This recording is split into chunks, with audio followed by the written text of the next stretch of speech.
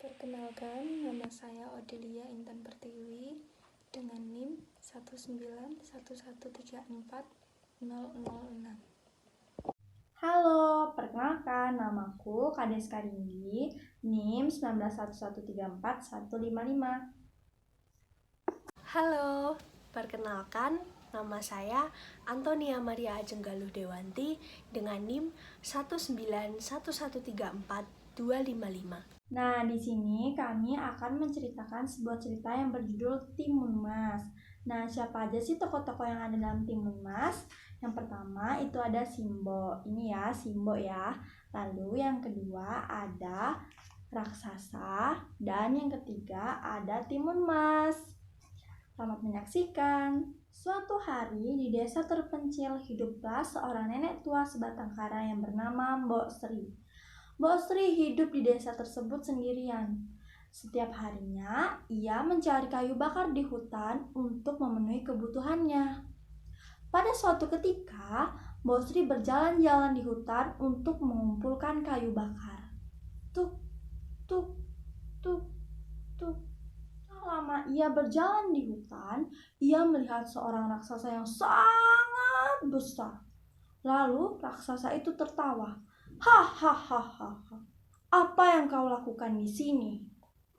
Lalu Mbok Sri itu menjawab, wahai raksasa, berikanlah aku seorang anak. Aku ingin memiliki anak dan tidak hidup sebatang kara.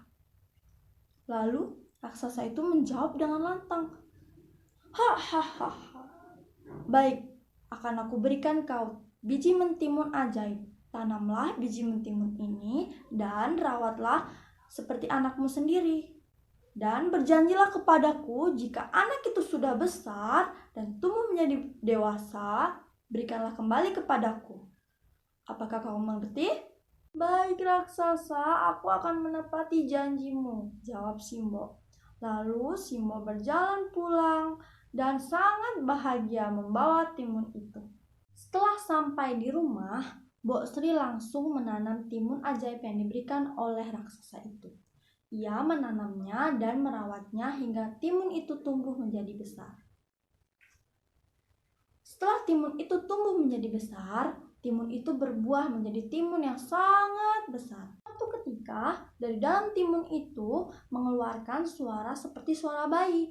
Oe, oe. Hah, Mbok Sri pun kaget dan mencoba mencari suara itu. Dari mana ya asal suara ini? Jawab Mbok Sri. Lalu ia mendengarkan, ternyata suara itu berasal dari timun yang ia tanam. Lalu ia memetik timun itu dan membelahnya menjadi dua. Ternyata di dalam timun itu ada seorang anak perempuan yang sangat cantik. Mbok Sri pun bahagia karena ia memiliki seorang anak. Dan ia pun memberikan nama anak itu Timun Mas. Ia hidup bersama dengan Timun Mas dan Timun Mas pun tumbuh menjadi dewasa. Tepat saat Timun Emas berusia 10 tahun, Mbok Sri memberikan kantong hadiah untuk ulang tahun Timun Emas. Kantong ini berisi jarum, garam, dan terasi. Mbok Sri berpesan kepada Timun Emas, gunakan ini ketika kamu dalam keadaan bahaya. Lalu, hari yang dijanjikan oleh Mbok Sri pun tiba. Mbok Sri menjanjikan kepada raksasa untuk mengambil timun emas pada hari ini. Lalu raksasa pun datang untuk menemui Mbok Sri dan mengambil timun emas. Mbok Sri pun menyuruh timun emas untuk berlari menuju hutan agar dapat selamat dari kejaran raksasa. Namun raksasa mengejar dengan cepat. Lalu timun emas teringat akan pesan Mbok Sri. Dia melemparkan sebuah kantong yang berisi jarum. Lalu jarum tersebut berubah menjadi hutan bambu yang menghalangi langkah si raksasa ini. Selanjutnya, timun emas melempar garam. Kemudian, dengan ajaib, muncullah danau sebesar lautan yang hampir menenggelamkan raksasa tersebut. Namun, sayangnya, raksasa tersebut bisa berenang hingga pada akhirnya raksasa tersebut langsung menyusul dan mengejar si timun emas tersebut.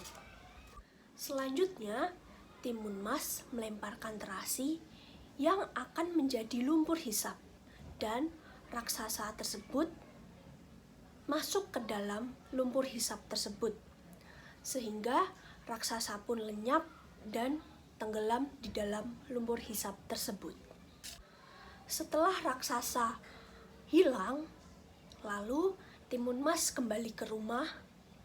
Kemudian ia bertemu dengan Mbok Sri. Lalu mereka hidup bahagia selamanya. Amanat yang bisa kita ambil dari dongeng timun emas yaitu yang pertama, jangan serakah. Lalu yang kedua, kita tidak boleh mengingkari janji. Jika kita sudah berjanji, kita harus menepati janji tersebut. Lalu yang ketiga, kita harus menolong dan membantu sesama itu dengan tulus dan ikhlas.